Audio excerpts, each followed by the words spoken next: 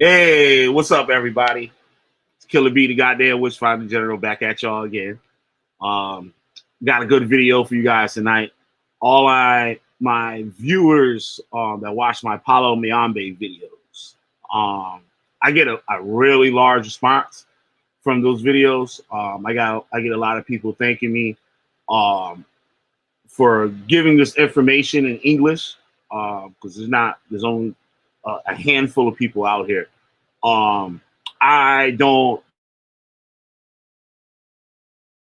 study it at the moment.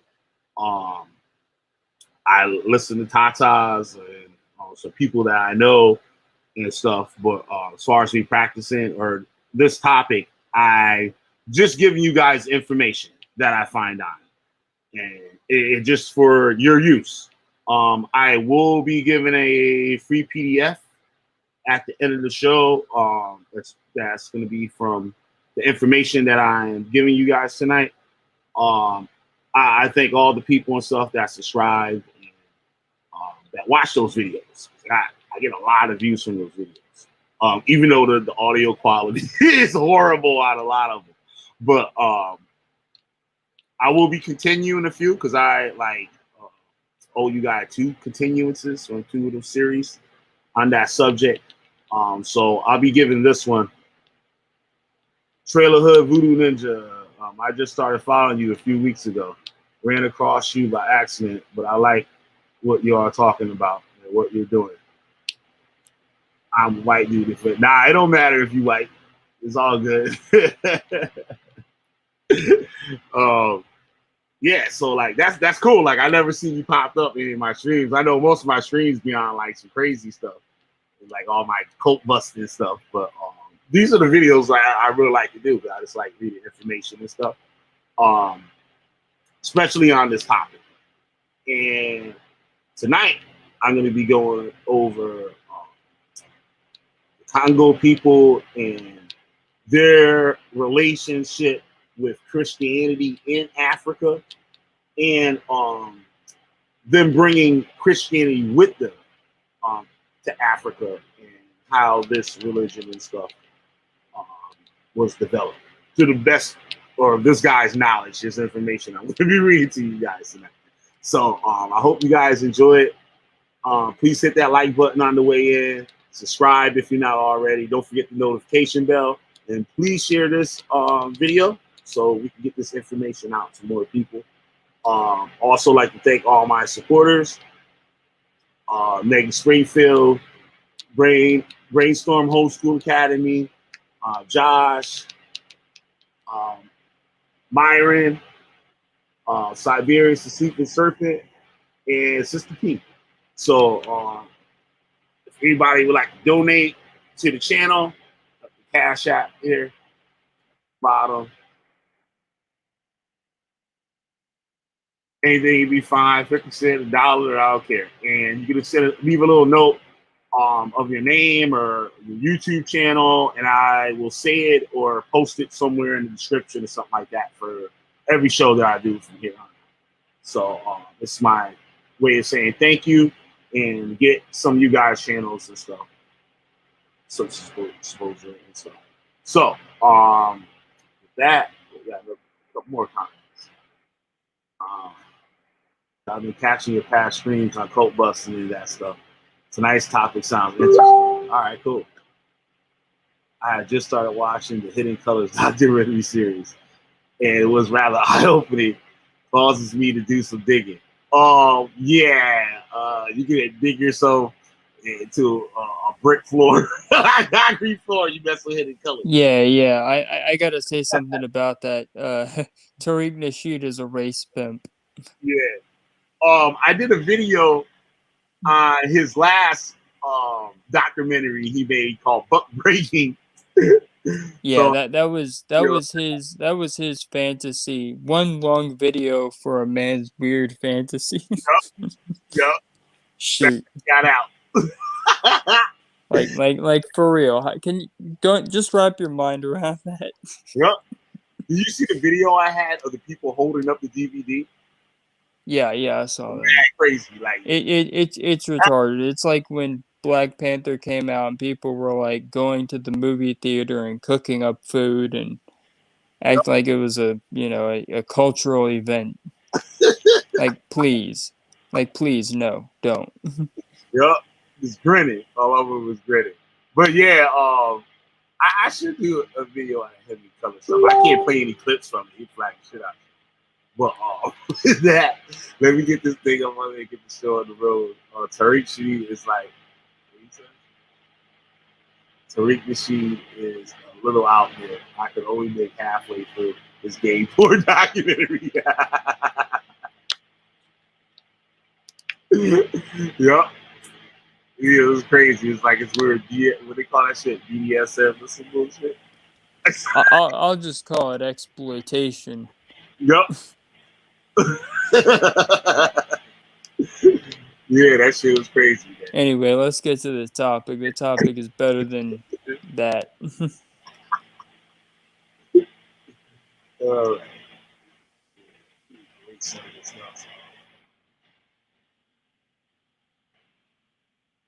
Cheers.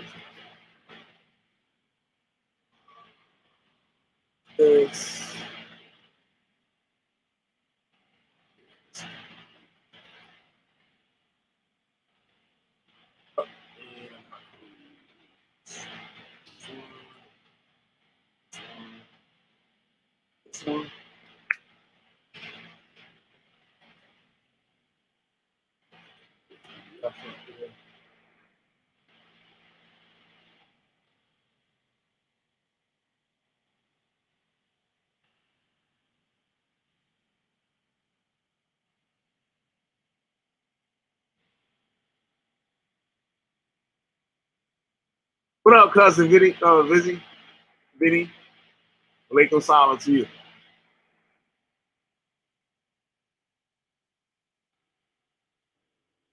Wrong buttons.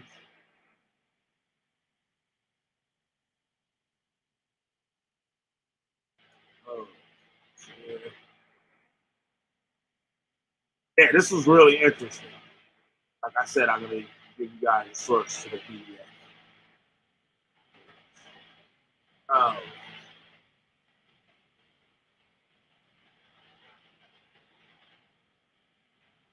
All right. Ongoing Cuban transformations of African religion by Irwin Diane Kelly. Teal. I don't know how you put it. Y'all see it. It's going to be another one of those nights.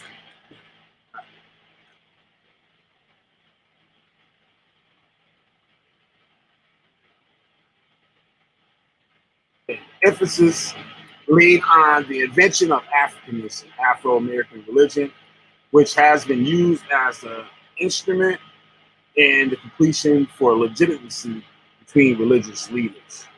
Now tends to obscure the classic debate over the historical relationship between Africa and America. However, the research began by Raimundo, Nina Rodriguez, Fernando Ortiz, Melville Hershkovitz, and Roger Bastide, in which elements of African origin are not seen as ideological artifacts, but as positive facts, has yet to be fully explored. The case of the Bantu religions is particularly interesting from this point of view, since, as Stefina Capone had recently noted, it was neglected by the first Afro-Americans. The publication of a book by Luc Dehout, which included a chapter on Congo and Haiti, has inspired me to look in turn at Congo and Cuba. Unlike many American countries, the Bantu demographic, cultural, and religious presence in Cuba is obviously but not easily quantified. Slaves were initially classified in Cuba according to their origins, even though the ethnolism used depends more on the outposts of African coast than on the people themselves.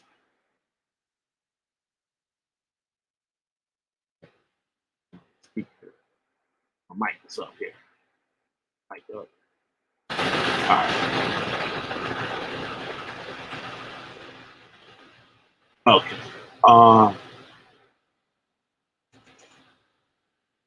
Even a series of names used during the colonial period were linked to the Congo population area. For example, during the cholera epidemic in 1833 in Havana, 475 victims were officially recorded as Congos. More generally, in 1916, drawing on the accounts of former slaves and written sources, Fernando Ortiz noted the terms of Matembos, Mabona, Musomini, Mubala, Mandangos, Cabrenda, Maambe, Masinga, Bangula, Maniaka, Loango, Musongo, Modamba, Musoso, and Et Toria, which according to him referred to Congo or Bantu regions of people. According to the existing sources, between 17% and 24% of the African slaves who arrived in Cuba between 1817 and 1843 were Bakongo.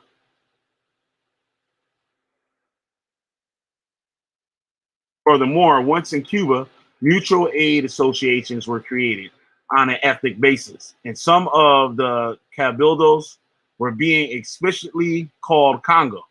One of the earliest associations to appear in the census was Cabildo Remango San Melchor, which was officially founded in 1792, although it had probably already existed unofficially before that. At the end of the 19th century, the Cabildos were banned from staging public events, but they continued to operate privately in the first part of the 20th century. For example, in 1909, in Havana, one could find the following groups in the Register of Associations of the principal provincial government of Havana.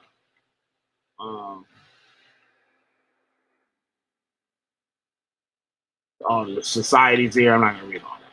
Finally, in the religious level, there is a specific mythical ritual complex in Cuba of Congo origin. The first anthropologists who took an interest in this subject associated it with Bantu influence in Santeria, failing to see that the belief, rituals, and organization of the Paleros group were distinct from those of the Santeros.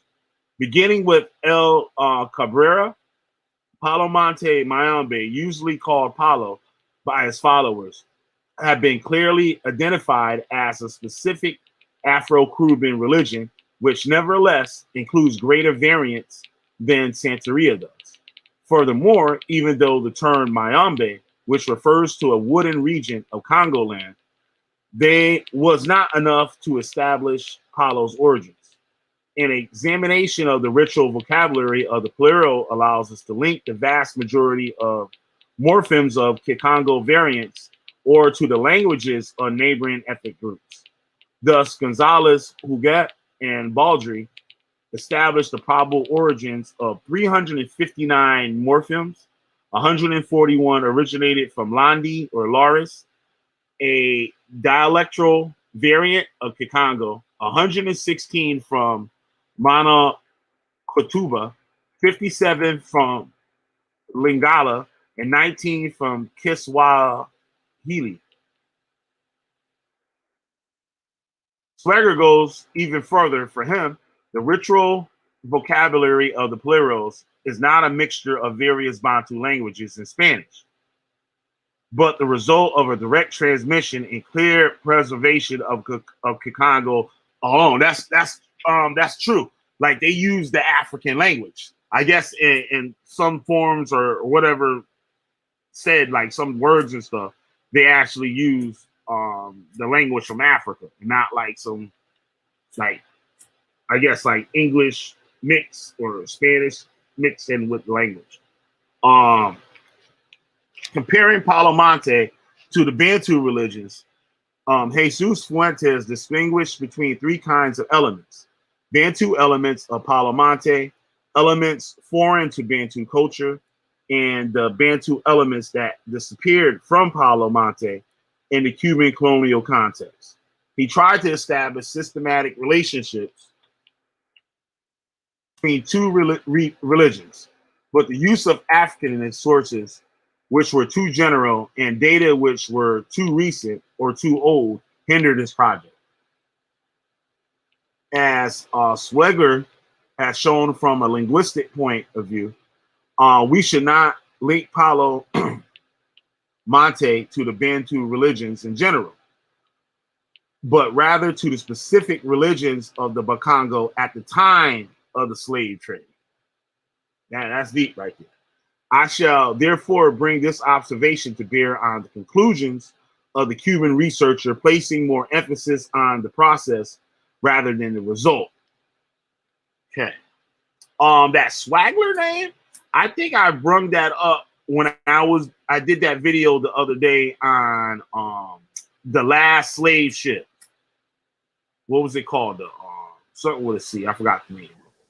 But I talked about how the slaves, they knew where they were from, and then some of the slaves they interviewed, they didn't come from the region they were like they left on that ship.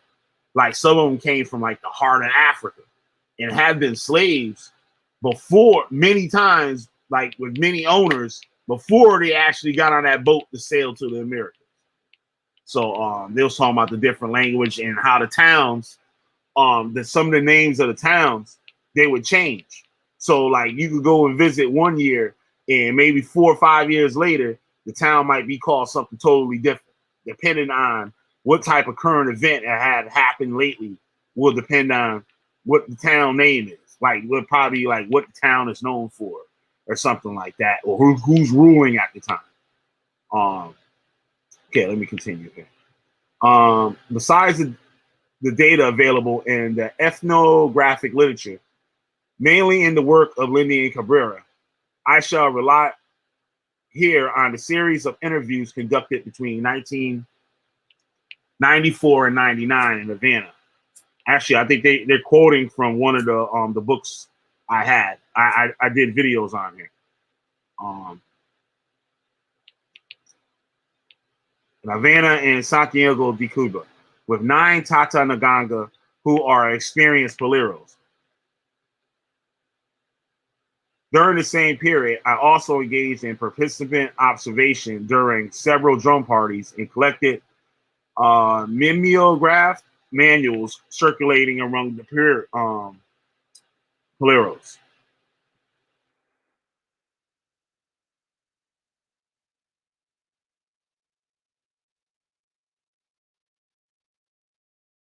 The type of source has been neglected in the study of Afro-American religions, in particular Palo Monte. It is true that the volume of available documents concerning this religion is far smaller than the documents pertaining to the Cuban tradition of Yoruban religion.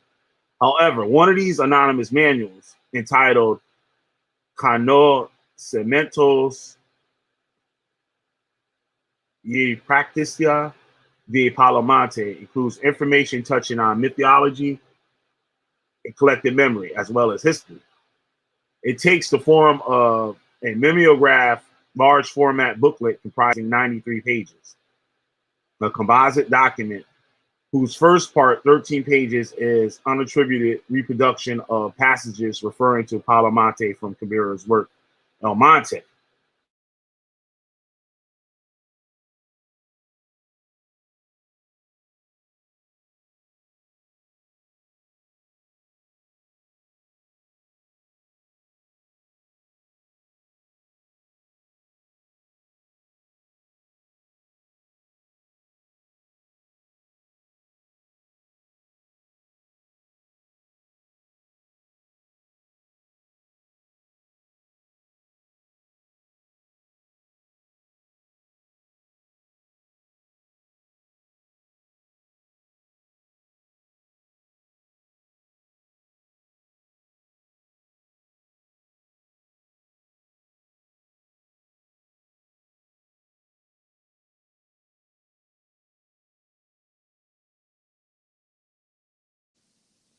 It's like, oh crap, it's me. I gotta hold it down for a minute.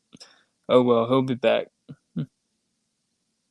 Yeah, so we're gonna get into some good stuff tonight. How you guys? How you doing?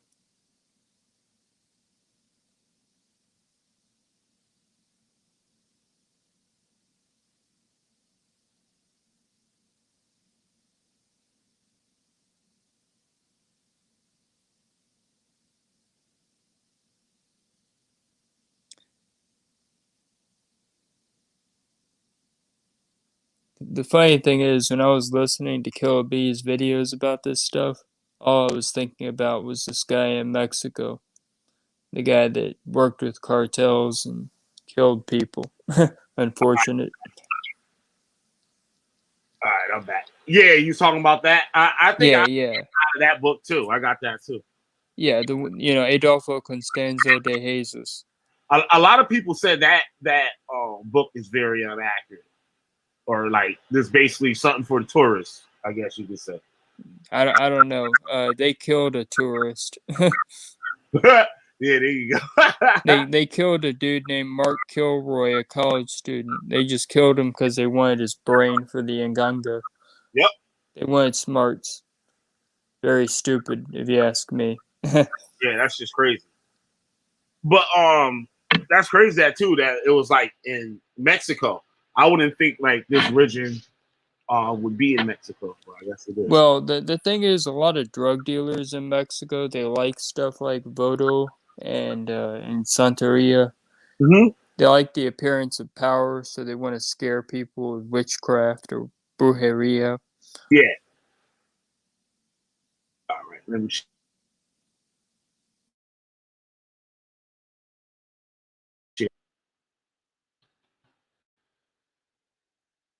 Any y'all want to come on and add on to it and stuff? I put the link in the chat. What the hell? Oh, there it is. All right. Where I left off here. This type of source has been neglected to the study of Afro-American religion, in particular PALO MONTE. It is true that the volume of available documents concerning this religion is far smaller than the documents pertaining to the Cuban traditions of European origin.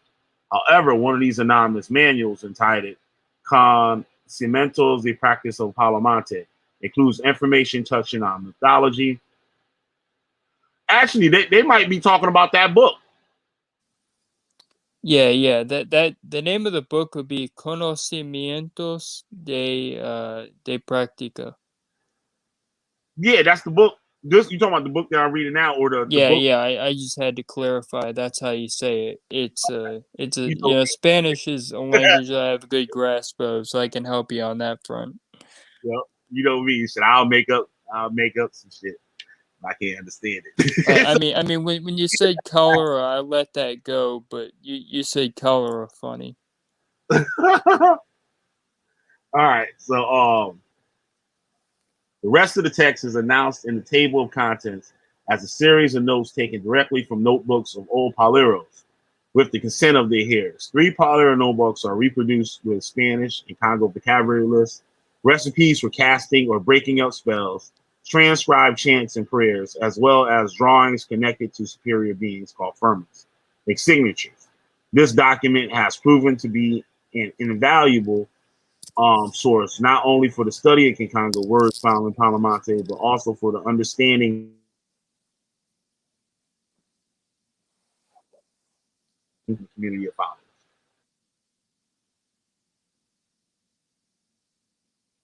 The Bakongo religion during the slave trade. Matt Gaffey distinguishes 3 major periods of Bakongo history up to the beginning of the 20th century. The first one is the period of the Old Kingdoms from the 13th century CE, to the end of the 18th century, when the Portuguese landed on the coast of the Kingdom of Congo in 1482.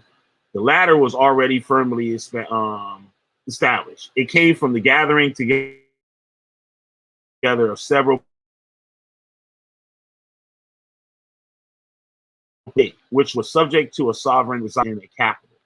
This political unity, which comprised 2 to 3 million inhabitants in the 16th century, and lay to the west of the Malibo Pool on the Zaire River, continued to exist despite the Europeans' intervention. The development of the slave trade to the Americas and the internal dissension. Slave traders and Catholic missionaries settled in the capital, Babanza, Congo, which was renamed Sao Salvador, The king converted to Catholicism, and some elements of the Christian religion spread among the population.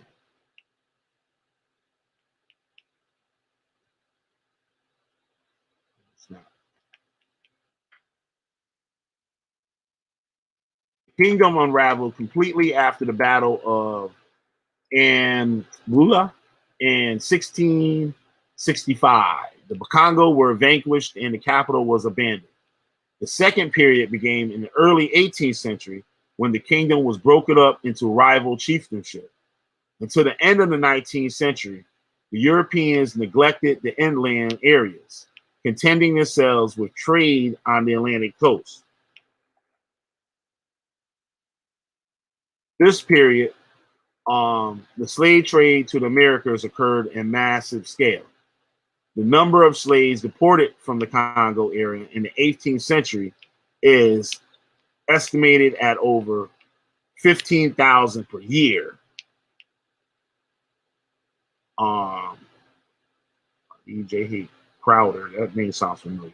The period began with colonial occupation, the introduction of a colonial administration at the end of the 19th century, in anticipation of Christian mission in the Congo area. It was then that the traditional society disintegrated at all levels. The period of the slave trade interests us the most here. What form did the Congo religion take during this time? There are no ethnographic sources prior to the complete cessation of the slave trade, which in the case of Cuba occurred in 1860. Nevertheless, there are reliable data concerning the period immediately after. Indeed, in the first decade of the 20th century, Carl Laman, a Swedish missionary, formed a team of Bakongo youth whom he tasked with describing the morals and customs of their country. More than 400 ethnographic notebooks were written in Congo by this team. Aware of the changes affecting the country, the young ethnographers gathered information from older informants, in particular on the subject of religion. Drawing on these notebooks, McGaffey came up with a table of Congo traditional religious systems, which comprises 3 dimensions. Axton, how you say that word, Nikki? Acton. Oh, it's how is it spelled? How is it spelled? Wait, you can't say Actantial. Oh, actual. No, it's not actual. Well, I don't. I don't. Y'all I can't see it, but yeah, I'll look at it later. Model: human agents, spiritual intermediaries, human patients, an ethno division of actions contrasting doing good with doing evil, and a political division contrasting public and private spheres of power. You see the chart there.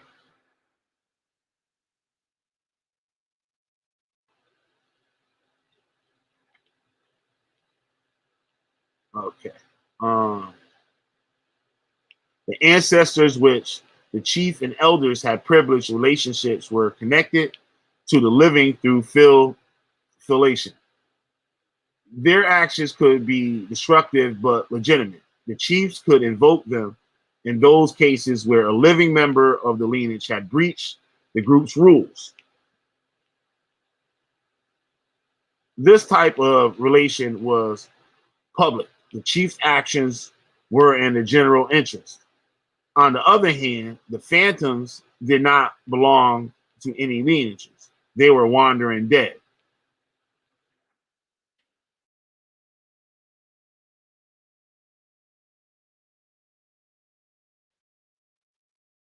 Sorcerer acts.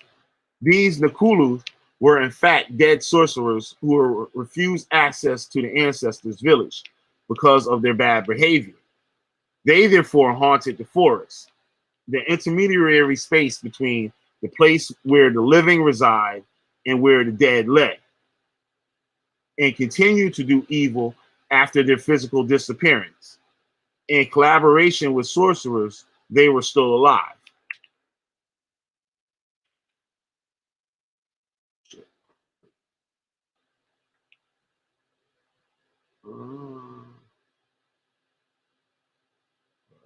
Okay, here we go. Okay, to the list of phantoms, we can add those who had been murdered or died in war, as well as those who had committed suicide. Wow, so there are different types of like spirits.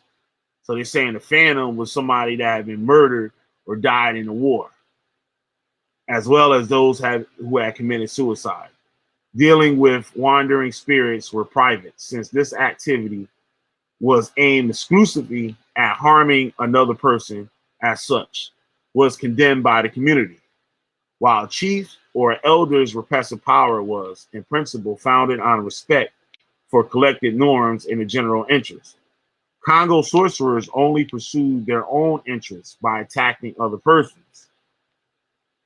Nevertheless, the dangerous character of the chiefs and the sorcerer's powers meant that the former was often suspected of acting like the latter, that is, in pursuit of private goals. Just like the Hughes, McGaffey criticized the Durkheim identification of all private rituals with malefic ones. In fact, it seems that the Bakongo had public uh, malefic rituals. The chief's vengeance. On the private beneficial ceremonies. On the other hand, the distinctions between white magic and black magic, which we have called witchcraft, is still present in the Bantu mind. The sorcerer and the magician, or more exactly, the sorcerer and the anti-sorcerer, are always mentioned together as two complementary, separable terms. For the Bakongo at the beginning of the century, benign Nagangas fought against malign Ndokis. The Gangas worked with different types of spirits, depending on the scale in which their actions took place. According to the following principle, the highest and most general powers, example, those most obviously to public and collective significance, are represented by relatively abstract forms: wind, water, weather, and whiteness. In the most specific and particularistic powers by arrangements of organic materials. Thus, within the schema put forward, Nagangas intervene in two types of situations. In the first, they work with local powers, the Simbi, which are attached to a territorial community. For example, a village, rather than a particular lineage, they were benign spirits invoked during collective ceremonies. The Simbi spirits were considered to be as skillful technicians, experts in weaving and metalwork. Some Bakongo thought they resembled Europeans. Others that they were Bakongo ancestors whom the whites had working for them. Oh shit. Which would have explained their great material wealth. Wow.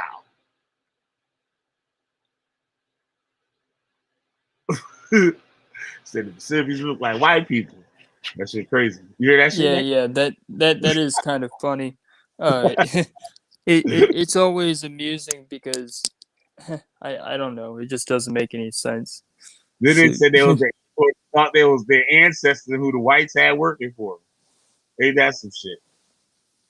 In the second, the Gagas did not seek to resolve collective problems, only to take care of personal troubles. Nothing connected the clients of the Naganga in this case, except perhaps a certain type of illness. Indeed, a Naganga worked with a Nikasi, which were considered to be responsible for the illness as well as able to make it disappear. It is difficult to determine the status of the Nikisi. The word Nikisi is usually employed to refer to indigenous remedies, but also to wood sculpture, as long as these had been loaded with active ingredients called bilongo. Any recipient for these ingredients, leather bags, big shells, bottles, vases, etc., could be considered a Nikisi. This notion, which was therefore not limited to anthropomorphic or zoomorphic nail fetishes that African art collectors focused on in the first half of the 20th century. Even before them, the first Europeans who went to Congo, such as Duarte Lopez, for whom the Bakongo chose their gods, chose their gods from among garter snakes, serpents, animals, birds, herbs, trees, various wood and stone figures, as well as representations of all things, which are painted or carved out of wood, rock, or some other material.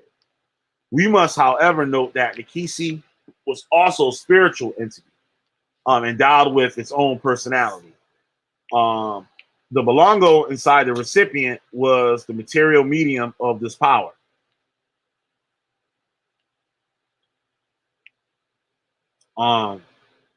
More precisely, the Kisi Bolongo set was an metonymical capture of ancestral spirits in the center of a metaphorical trap, which left no room for ambiguity or maneuver. In fact, Bolongo brought together metatomical elements, which came substantially from the spirit and other forces, who would metaphorically transfer their property to it. In the first group, there is the white clay from a riverbed, earth collected from a grave or at a crossroads, which are placed where the spirit lives. In this way, the spirit was caught in the recipient. The second group all the ingredients belonging to the animal or vegetable kingdom, which gave it their strength. Thus, Nagangas would add the heads of venomous snakes, the teeth of dogs or rodents, the claws of prey birds to attack and tear into enemies, pieces of string and net to hobble them, as well as all sorts of plants whose names recall power they wish to bestow on the entity, such as cola nuts, mukazu, whose powers they wish to bestow on. Oh, I'm reading the same line. Name resembled the verb to bite, kazuna. The fact that the Nikisi was loaded with aggressiveness makes one think that the distinction between the power to do evil and the power to do good was difficult to establish practically. The difference between the Gangas and the Dokis could in fact come from the difference in perspective. They were benign to the clients of the Gangas because they identified and fought evil.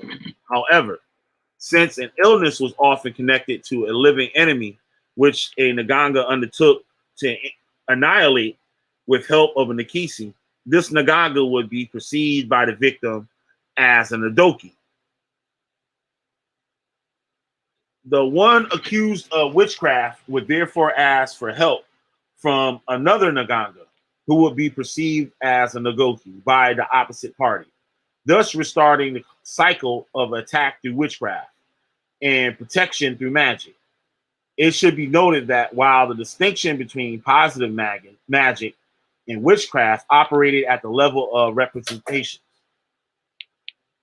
it certainly did not correspond to a real practical opposition, since Nagangas responded to the attack with a counterattack. As already indicated, the contact between the Bakongo and the Europeans had political, economic, and religious consequences.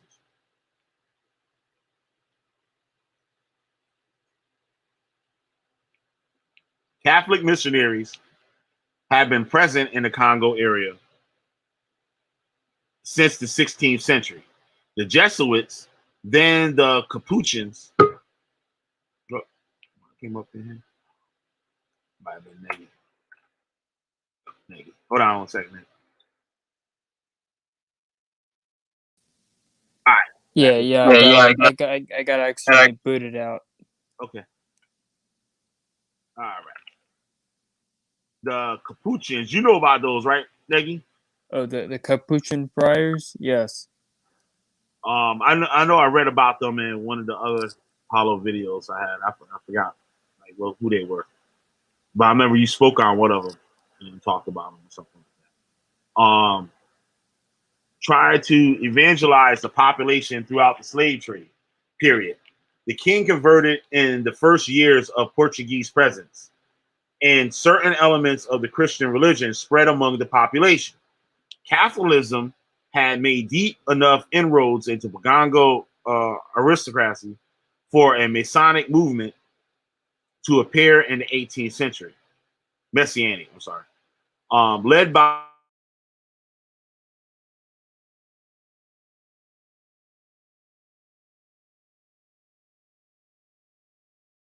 she wanted to restore the kingdom of Congo by reinstalling the king in the capital, San Salvador, where she claimed Christ had been born. The Antonians were brutally repressed by the Capuchins with the help of royal factions opposed to Donna Beatrice, who perished at the stake in 1706.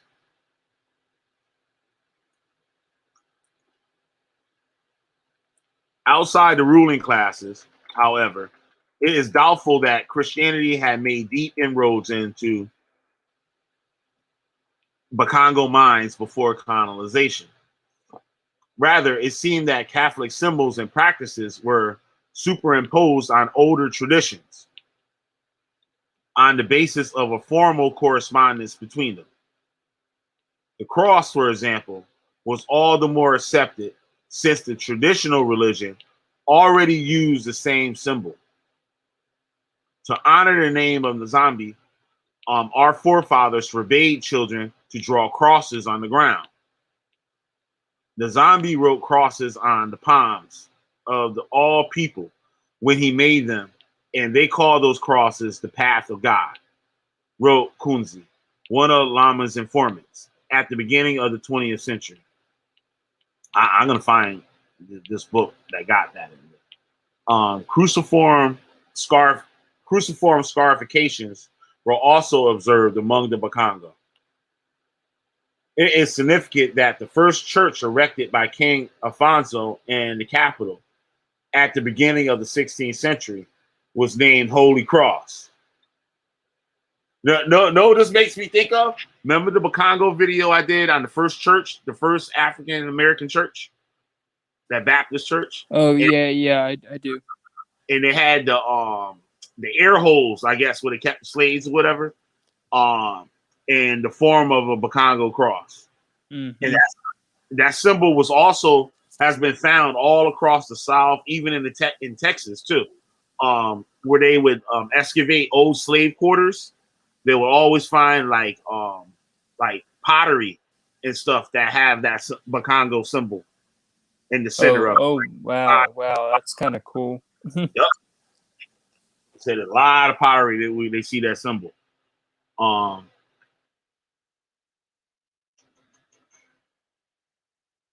Like a lot of black people think, like when they think of their ancestors that were brought over here and stuff, most of them think they were Yoruba, like, you know what I'm saying?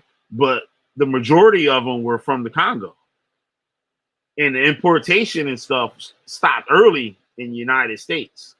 So like that first wave and stuff was all people from the Congo. It wasn't until like towards the end of it where the Yoruba people came over.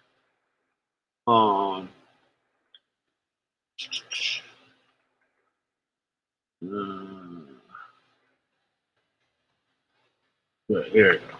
At the same time, Christian symbols were added onto Minkisi without affecting the operating logic. For example, in 1857, the German ethnographer Bastian noted that life-size statues of Capuchin priests were carried around the town of Mabanza, Congo, during periods of drought to ward off climatic disasters. Wow. Therefore, no matter the extent to which Christianity had been made inroads into the local population, it is likely that the Bakongo deported to America would have already had some contact with it. This hypothesis will be confirmed below in the case of PALO MONTE. During the slave trade, the Bakongo religion was therefore structured by several major principles. The first dichotomy separated the world of the living from that of the dead, but there were points of passage between these two territories: rivers, cemeteries, crossroads, and forests. Certain persons could come into contact with the spirits, and they were chiefs, sorcerers, or magicians. A second dichotomy distinguished the power to harm from the power to heal. However, from a practical point of view, this power was always ambiguous. Chiefs were frequently accused of being powerful sorcerers, just like magicians. The third dichotomy allows ritual actions to be classified as private and public, where the spirits operating in each sphere of activity were more or less abstract. What became of this system in Cuba? Memory of origins and the use of stylography. Um, first of all, Africa was not forgotten. Its memory is particularly strong in PALO MONTE. However, we shall see that it can also be reactivated by external sources, which the Polarials use to their advantage. Since the Congo lineages were broken by the slave trade, PALO MONTE organized itself on the basis of a spiritual rather than a biological affiliation between God fathers and God children. Thus, religious participation lost its ethnic basis since slaves originating from regions other than Congo and later Black Creoles, Matits, they go that word, Negi. Matits, what do you call them? The white Hispanic people, the Matits. Mestizos. Yeah, mestizos. And the whites were also initiated. This guy that stream I was listening to, he was talking about when the first, I gotta go back to the video, listen to it over, when the first white guy was initiated into PALO. And he was talking about how, all right, the PALO MONTE and how like the Masons got hold of it. And the Masons, I guess, played a big part in PALO MONTE. Yeah. I was watching something related to that. There was an initiation, and they blindfold them just like in the Masonic ritual. Wow. So they have a blindfold on when they bring them into the temple, and they make a lot of noise to disguise where they are, so they don't know, what direction they're going, Right. things like that. But it's very interesting because they speak Spanish to confuse them. They'll say things like "good night," which is "buena noche." So they're repeating that over and over, and I really didn't get the reason for that, but That's right. That's crazy, Nate, because you know Spanish. I know the song too. Like, I know the song you're talking about. It's really strange, but it's all like whatever. It's not bad strange. It's just Yeah. Says today, some Pleros are blue-eyed blondes who no longer call themselves Congos, nor descendants of the Congos.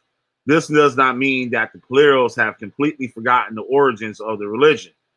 They believe that the rites, the vocabulary used, the dances, and the chants in the manual, you know that word you said before, conocimientos, the practicas del Palo Monte.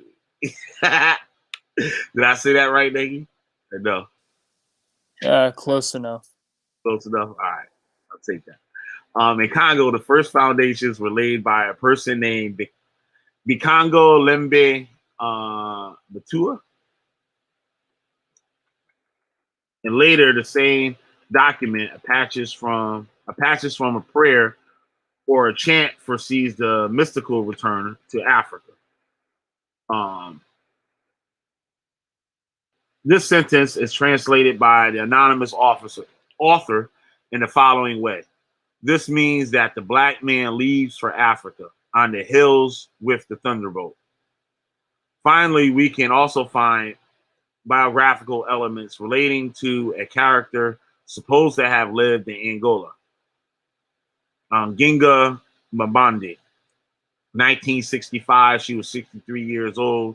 Ginga Mbandi, Nagala Kalonji, Queen Mabundo.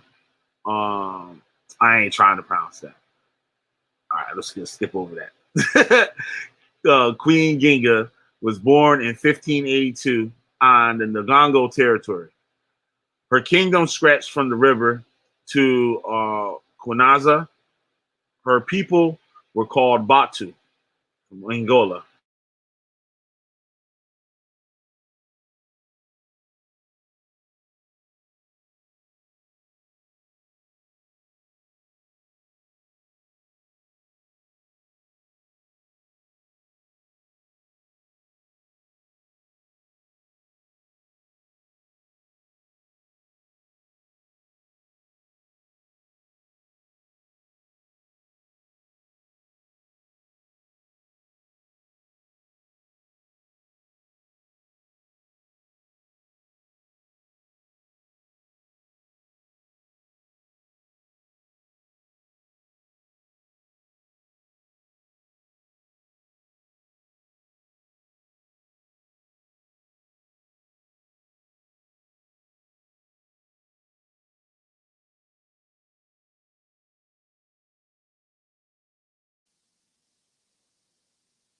Guess I'll be holding it down for the moment.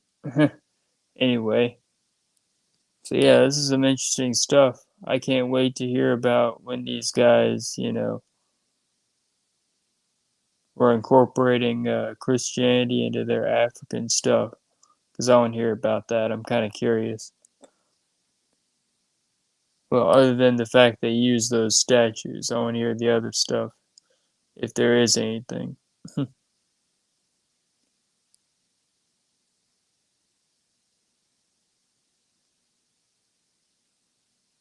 Because the whole narrative of colonization is wrong on so many points. It's you got to wonder who pushes that and why. They want people to think, oh, they're victims.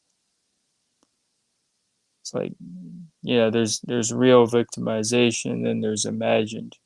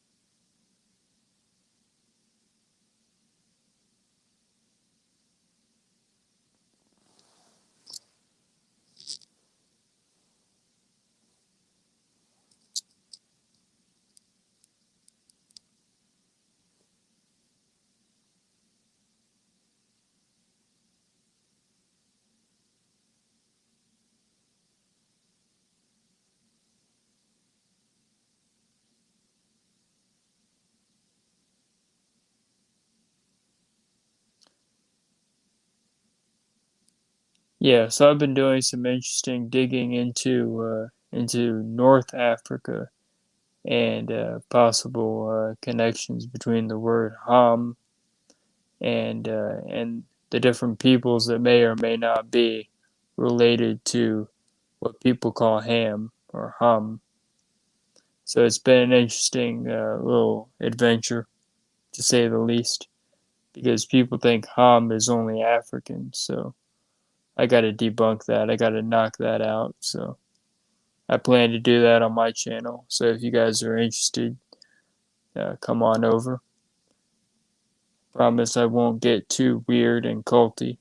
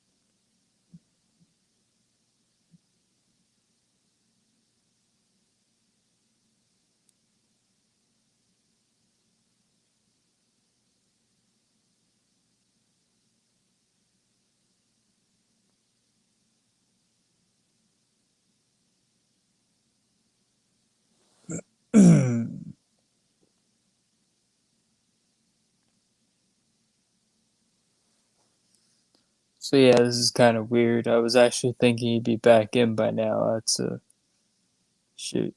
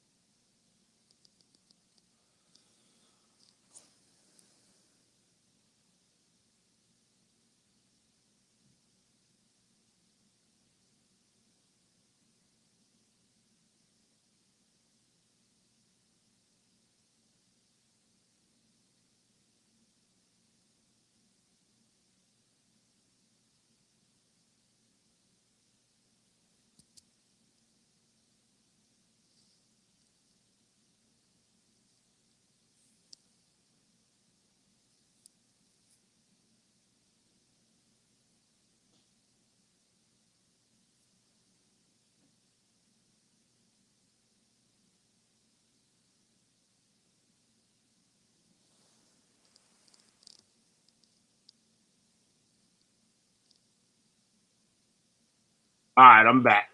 Oh, good, good. I was actually that was actually starting to get on my nerves. But how long was I gone? 'Cause I kept trying to keep my eye on it was a few minutes, but I was like, it was really starting to crawl on my nerves. Like, it. Yeah, I was trying to keep my eye on it and stuff. I guess it slipped by. But what I was gonna say here. I note before I start again, I ain't gonna read that much more. I've been on it an hour. I'm gonna make this one kind of short. but yeah, Um, while you were gone, I just told everyone that I'm gonna make a video about the identity of Ham or Ham, and we're gonna be exploring that. So, all right, that'd be cool. Oh, I got some stuff I could throw you on that. oh yeah, yeah, that's good. That's good. Do that. And this made me think this person's channel just like popped up. There's this lady, she's an Israelite, and I trolled the hell out of her on Facebook to the point where I just started feeling bad and stuff, so I left her alone. But once in a while, I take a shot at her, right? But Hmm. I had told her to leave.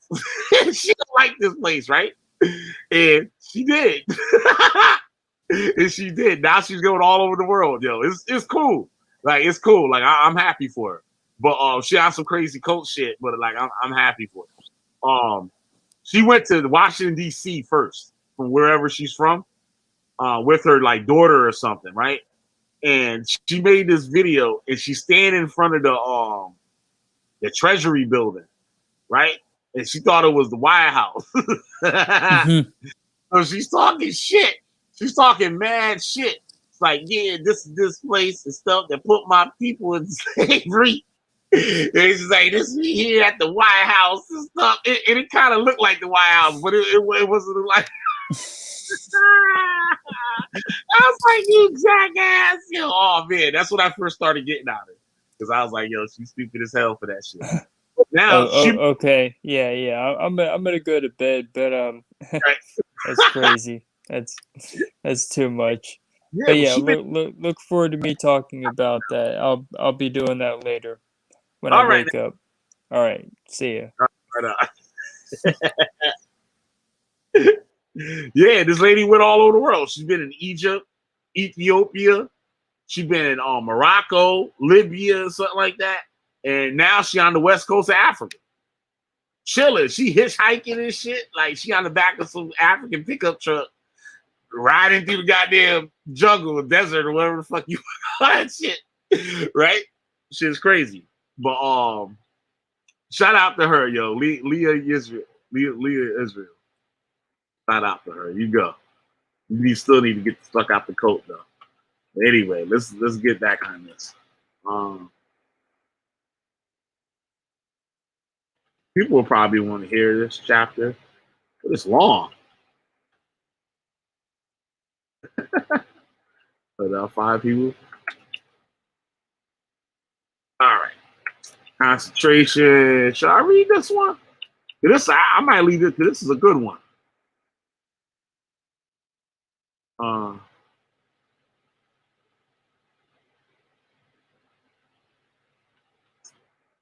I'll read this one.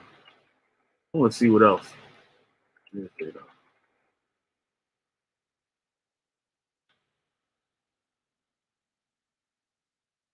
I wanted to read this one instead. I'll go back to where I was to give y'all the conclusion. Let y'all read the conclusion.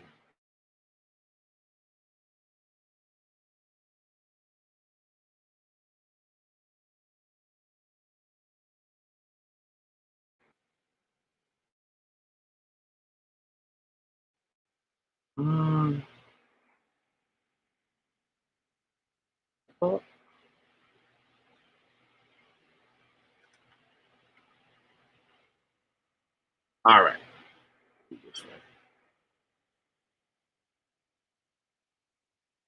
This is stupid. We're off on the spot.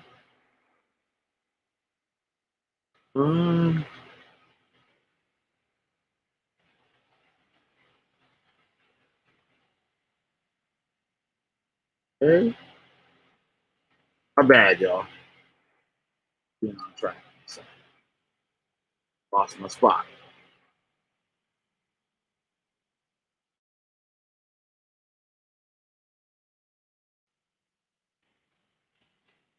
All right, here we go.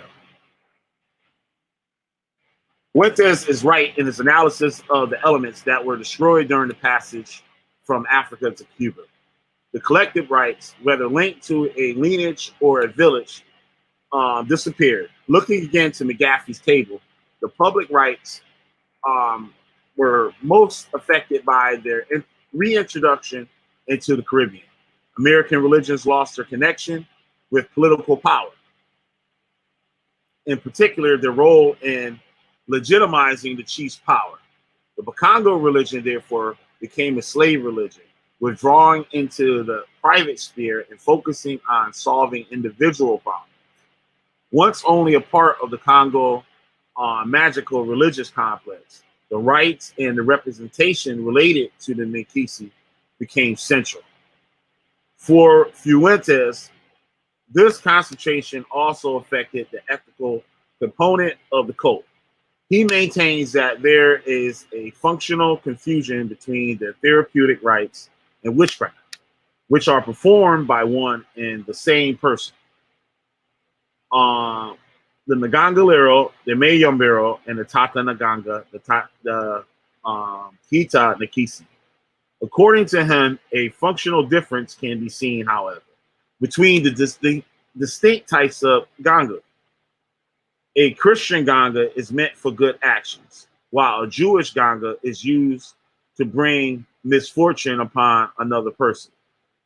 Withdrawn into the private sphere, Aganga would thus have become both a magician and a sorcerer. The essence of the Bantu religion would have in fact been the cult of ancestors, which was ensured by Aganga, as the latter was opposed by a Moroi, Muloi, and a Morovi, which was a witch, generally a woman, or a wizard. The Moroi Wemasikati, or the Moloi Wiwa Zakili, who could have been a man. Seen in this way, a Congo Nganga could in no way be malfish. In fact, the role of Gangas in the Congo area was already fundamentally ambiguous, since they were frequently suspected of working with both hands, that is, seeking to do both good and evil to another person. Thus, the difference between Congo and Cuba is less obvious than it seems. All the more certain Paleros draw a clear distinction between those who do good and those who do evil. In November 1995, for example, a Polero from Lawton in the suburbs of Havana explained to me the differences between a Jewish Ganga and a Christian Ganga in the following way.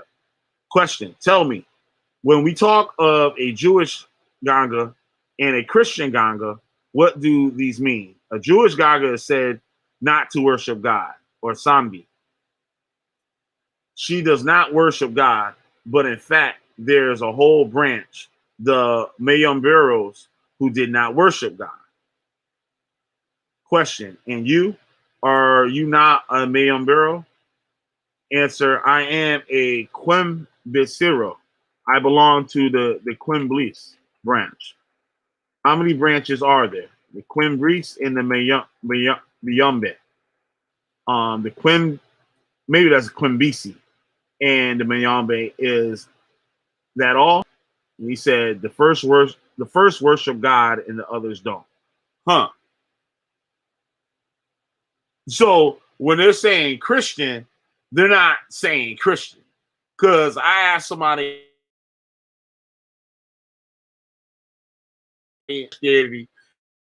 when nothing Christian was this nothing. Like, you know what I mean? Like the way he put it, like if you bring some Christianity around there, you get burst into flames. That's the way he pretty much put it. So I just left it alone, like with that. Like, you know what I mean? But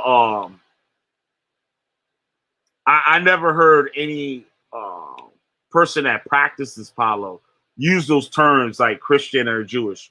But the way the guy explained to me yesterday on that screen was just like what they're saying. Like here, they said you can have a cross or something like that, but that's not necessarily having anything to do with Christianity. It is used as a symbol, like symbolism or for whatever, but it ain't got nothing to do with Christianity.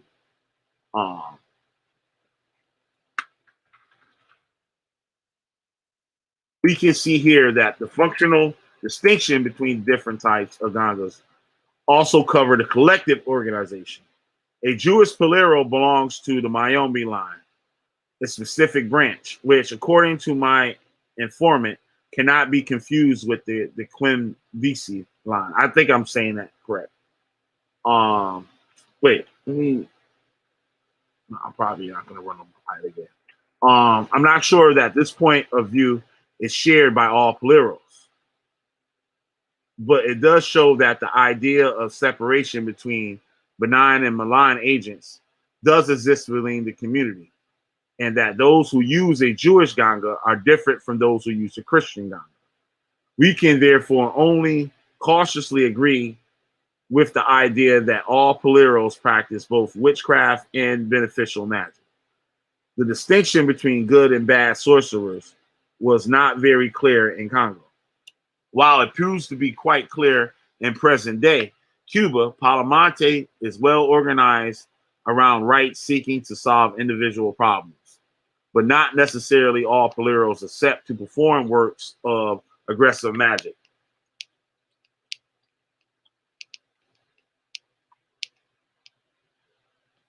In the cult of ancestors, the essence of the Bantu religion, while PALO MONTE will be centered on the cult of Ganga, for the Bakongo ancestors were not the only spiritual entities who commune with the living. According to McGaffey, one must take into account the wandering dead, the local spirits, Simbi, and the objects loaded with spiritual forces, the Nikisi.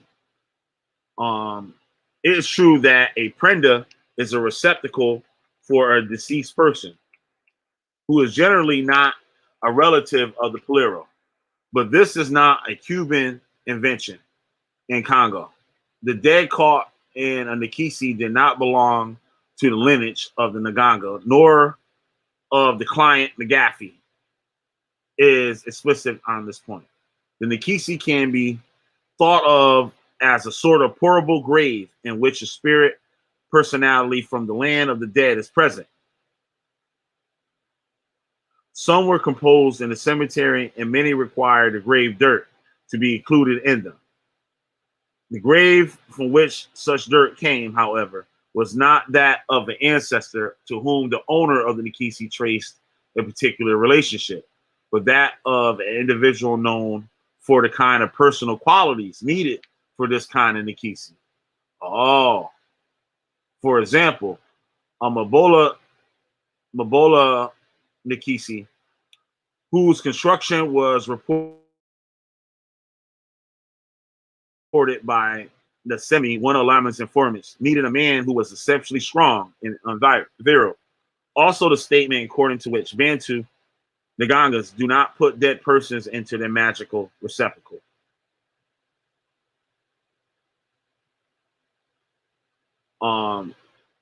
Rather, it is the Muluis, the witches, who are responsible for that. It is incorrect. Fuentes relies here on interviews conducted with soothsayers from Angola. According to him, none of them revealed to him the presence of a dead person in their magic recipient. However, once again, the point of comparison should not be the divination or healing rituals practiced in today's Angola. Rather, it should be practiced in the 19th century before the Europeans occupied the area.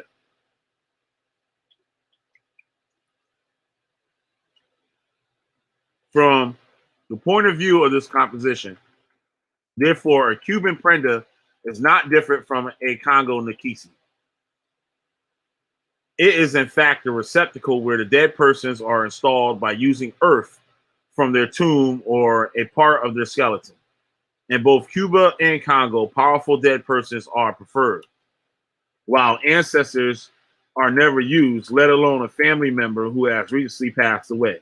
Indeed, the spirit of the prenda is enslaved by the Polero. It is therefore not a Ganga or Nikisi cult, which is practiced in Cuba or in Congo. There is no reverence here, only a relationship of dominance by a living persons over dead persons, in which a latter have to work for the former. There is no respect towards the dead person. On the contrary, they are more often than not treated harshly to make them work effectively.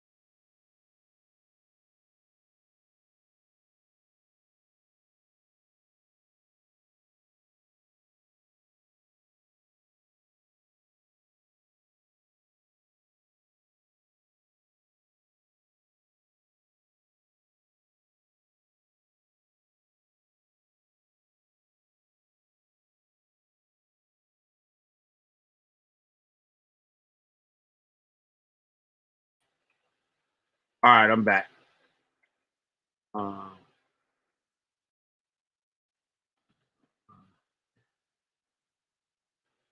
all right.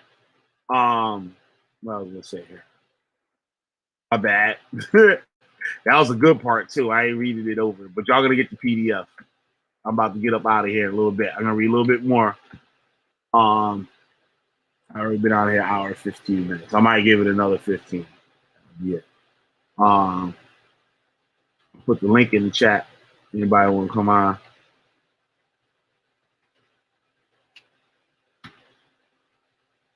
Okay.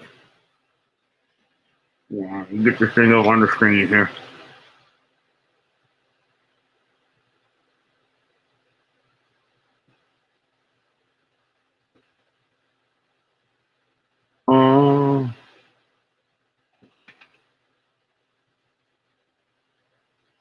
There you go.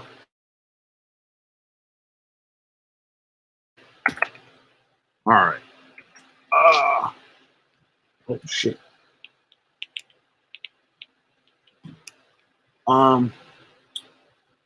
Yeah, what I read was it was talking about.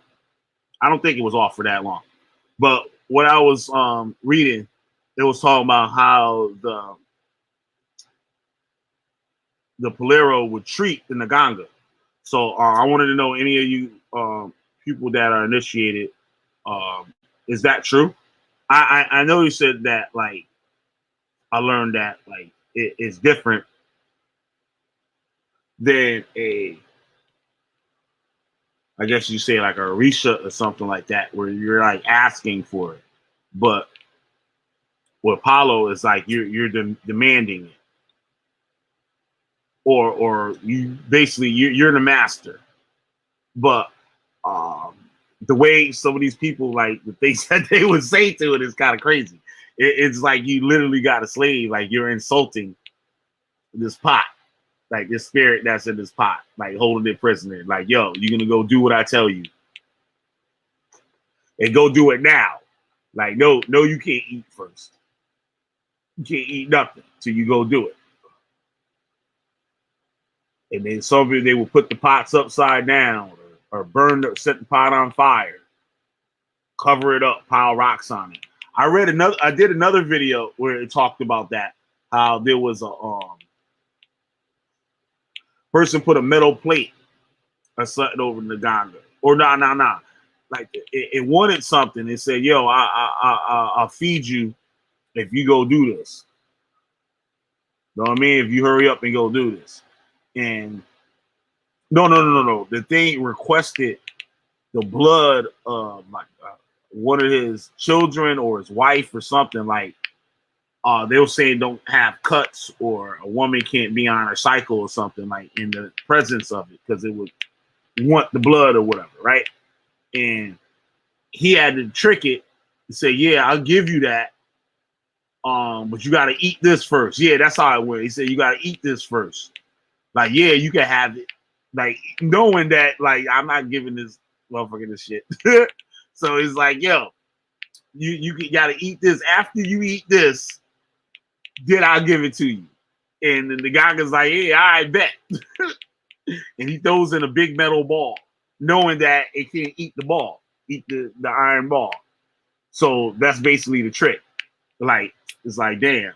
And he agreed to it. So, like, it was a deal. So he'll never eat it, so he'll never get the girl that he wanted. Y'all let me know about that. Is that something that's like normal? Because I never that sounds that crazy. But I guess like a dog or a wild animal or something you gotta treat like that. Like, listen here, like, you know what I mean? I'm the one running the show here. We gotta keep control of that. I guess. Let me know. So the best equivalent for this. Okay, I'll start from here.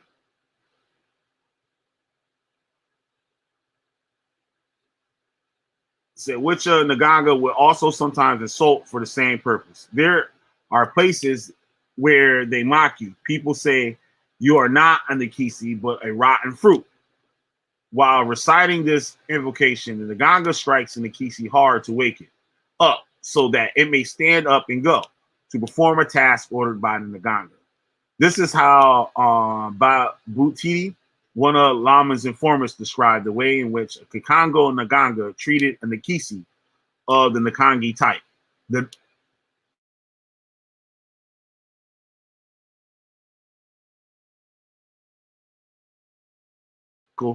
in Congo and in Cuba. You can see the means of coercion, insults, and strikes are very similar.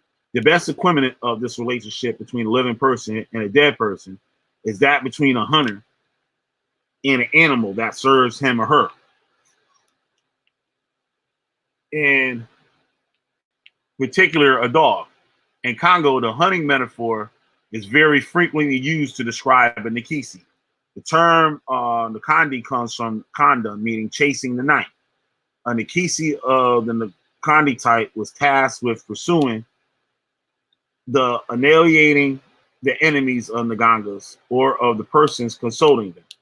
Each piece of material stuck to the statuette with nails, symbolizing an action to be performed, was called Mabula, meaning dog.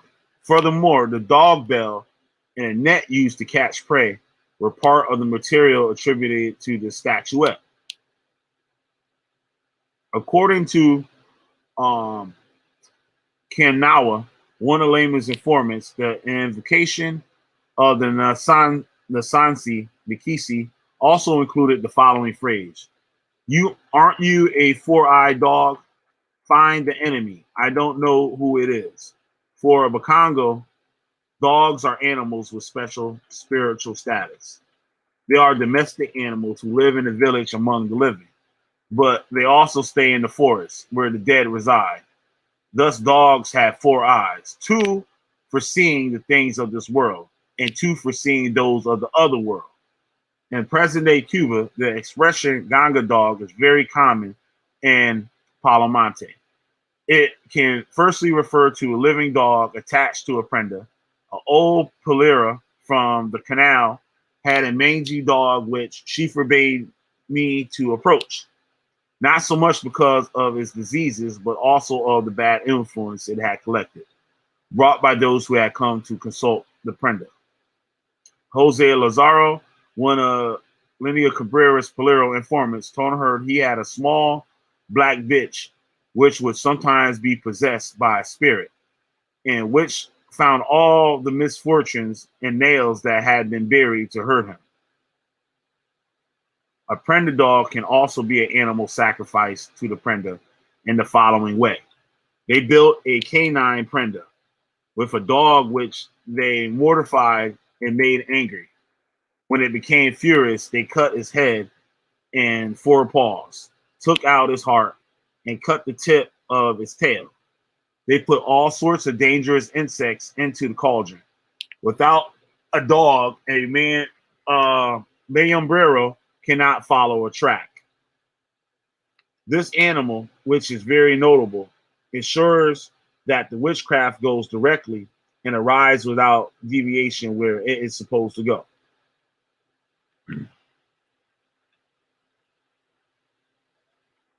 The head of an enraged dog can also be put in the prenda so that it may attack and enrage the victim chosen by the Ngangreros. However, a Nganga dog can also be a dog presented to the prenda, which has possessed by the dead person. Oh, I'm sorry, who has been possessed by the dead person during a Palo Monte celebration.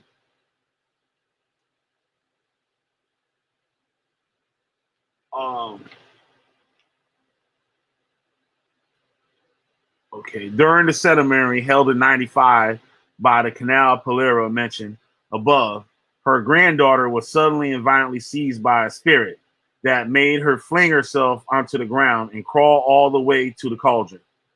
The grandmother explained to me that she had just been possessed by a ganga dog, one of those that are very powerful when they manifest. Thus, in my opinion, the phrase refers more to a state of being possessed with particularly pronounced animalistic traits. However, a ganga dog is always at the service of a Takuma Ganga, that is the cult leader. The latter orders the dead person possessing one of the initiated to perform one type of magic or another. That's another thing. I want to get some spiritualist stuff on here to speak about cults within the religion. Like who's the real, who's the fake, who's the sincere and the insincere. Like, you know what I mean?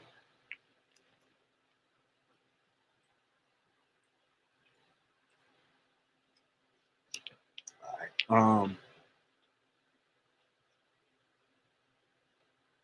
Okay, where are we about here?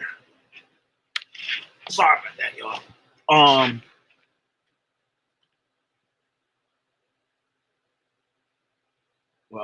The later orders the dead person possessing one of the initiated to perform one type of magic or another. Burying a curse, Belongo, throwing magic powder, an evil eye, killing or healing someone. It can even go outside the ceremonial place under the orders of the Ganga father to a cemetery, a fallow field, a river, or a hill.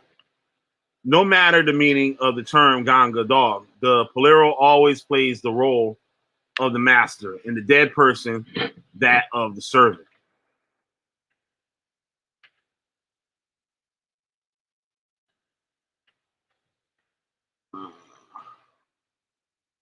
I think I got to end there. Screwed up there.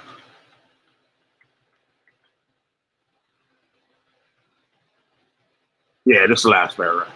It is clear to see that the concentration of the private rights is related to a very specific configuration of the relationship between Gangas and spirits. It is always a magical type of relationship. In Fraser's sense of the term, in which human beings reduce spirits to slavery. Parallel to this relationship of dominance, however, we shall see that Palo Monte also has a form of religious respect stemming from both the Congo tradition and its contact with other religions. All right. Let me get this thing here for you guys.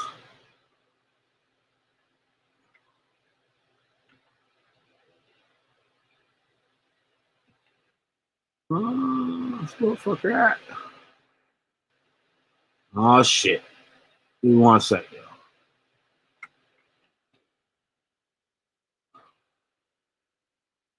This must be it here. Oh, all right.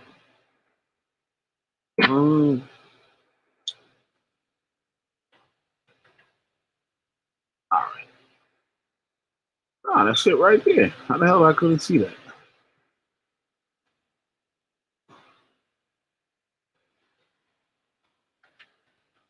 All right, we go to link, y'all.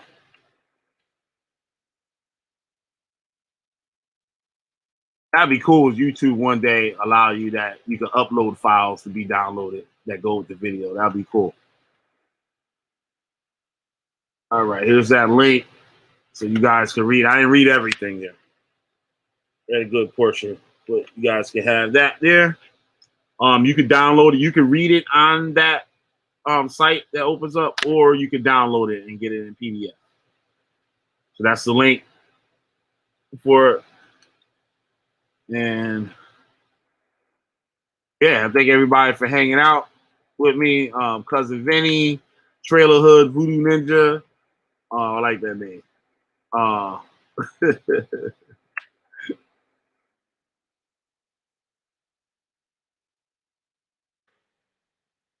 Neggy Springfield. Who else came up in here? I think that was it. But I thank everybody that was watching and stuff. Like I said, the links in the chat. I'm gonna also put it in the comment, pin it to the top of the comments and stuff, so you guys can have it. I'll probably do another one of these videos tomorrow. I might do it like earlier in the day, maybe, or something, because I got another PDF that I was gonna read before this one. It deals a lot with the and Christianity in Africa and stuff, and how it influenced like the slaves and stuff. Good stuff, good stuff. It's a little bigger. No, I still think it's the same amount of pages. I'm the same amount. It's like this thing is right here. It's like 25 pages. So with that,